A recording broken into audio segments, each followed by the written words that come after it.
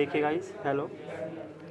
ये charging Jack charging पत्ते के ऊपर लगाते हुए जैसे कि आप वीडियो में देख रहे हैं।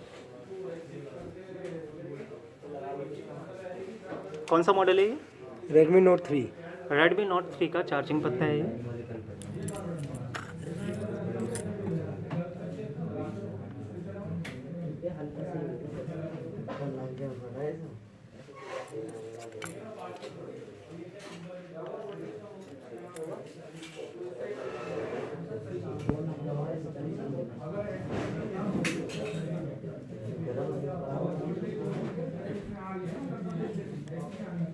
एक पेपर खाली दे देना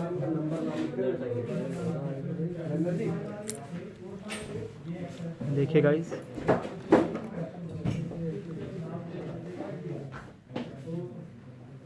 ये पत्ते के ऊपर चार्जिंग जैक पेस्ट किया है स्टूडेंट ने खुद से।